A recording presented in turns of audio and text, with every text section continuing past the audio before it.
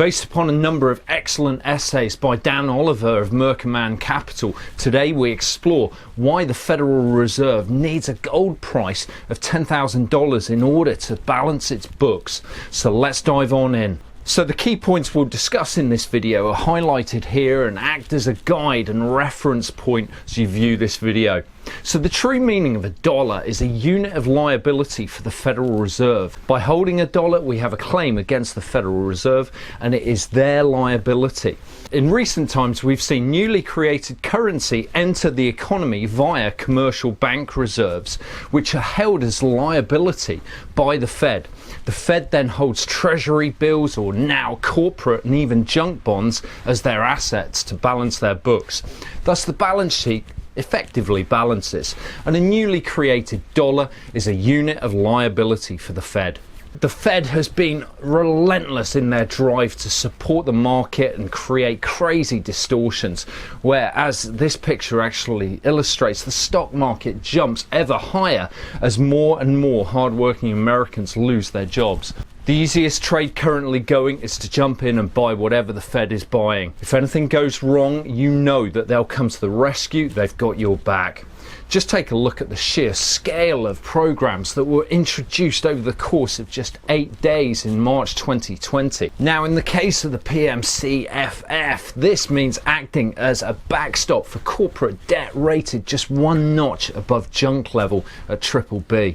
And you know what? This is just the start. It's highly likely that the Fed will achieve a balance sheet the tens of trillions before this crisis actually ends. This would amount to over 50% of US GDP. Thus the Fed and other central banks globally and their ownership of vast swathes of the economy is increasing dramatically.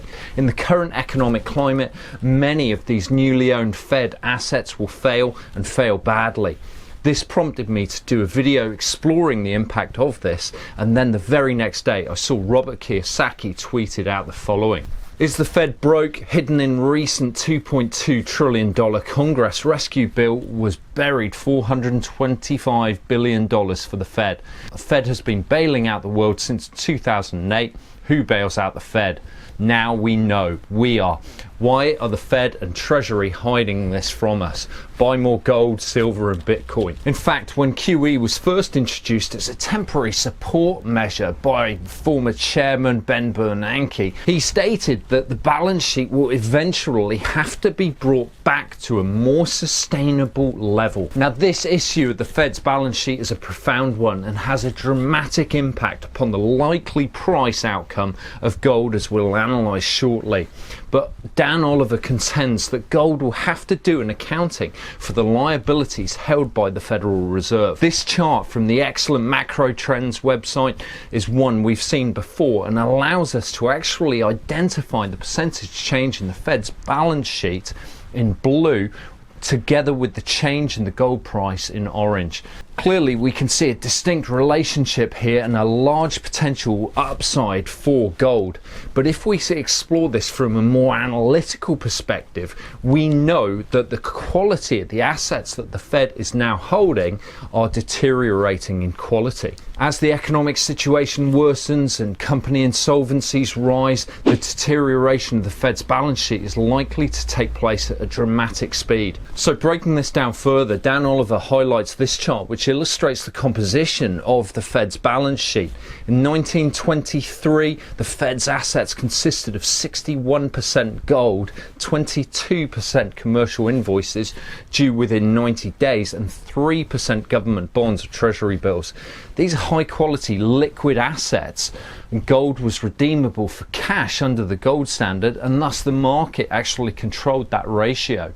The Fed's average gold backing in 1933 was 54%, yet by January of 2020, a 33% backing of the Fed's liabilities would require a gold price of $5,266 per ounce, and $8,600 at 54%. And over the course of the last few weeks, we've seen the Fed's balance sheet go vertical, and we'll see what this could mean for the likely revaluation of gold in just a moment.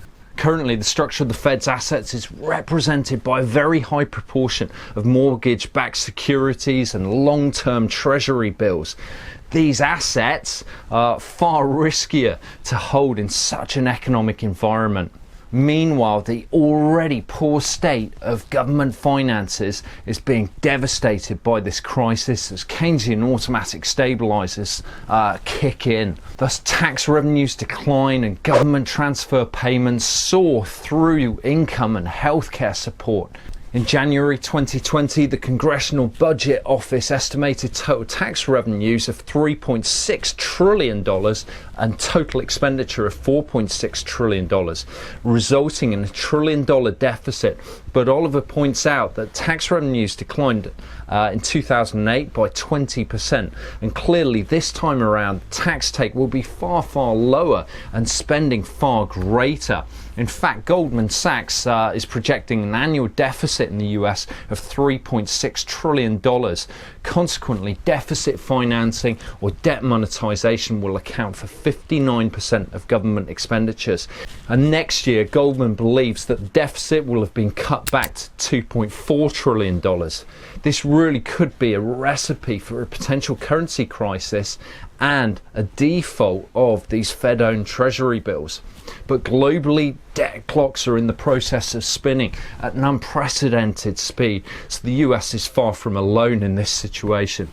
And so Oliver asserts that gold must go a long way towards covering the liabilities of the Fed's balance sheet because these assets cannot be relied upon. Perhaps the most obvious way of covering the losses that the Fed and other central banks globally will face is to revalue this gold to cover a far higher percentage of their liabilities. Yet gold has not been audited at the Fed or Treasury since the 1950s, and the Treasury website still records a book value of gold at $42 per ounce, far below the current market value.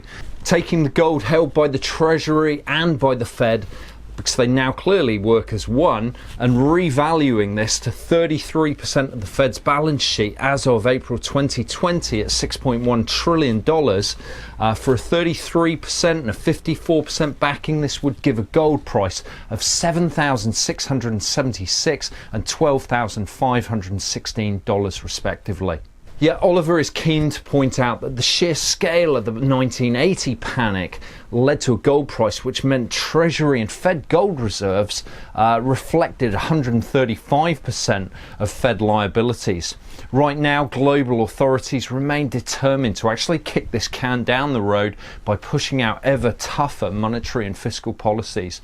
The Fed is well on course for achieving double digits on the balance sheet, and so Oliver asserts that gold will have to go a long, long way towards covering the liabilities of the Fed to $10,000 per ounce and beyond, while he asserts miners will do even better. As Jim Rickards has also pointed out, such a strategy would immediately devalue the currency and reinflate the economy to actually help reduce the real value of the national debt. Now, if you want to understand more about the dangerous current central bank behavior, do check this video out here. Or alternatively, if you want to know when gold will actually take off, do have a look at this video here. Hit the like button, and if you want global macro insights for informed investing, make sure you hit that subscribe button, and I look forward to seeing you next time. Bye bye.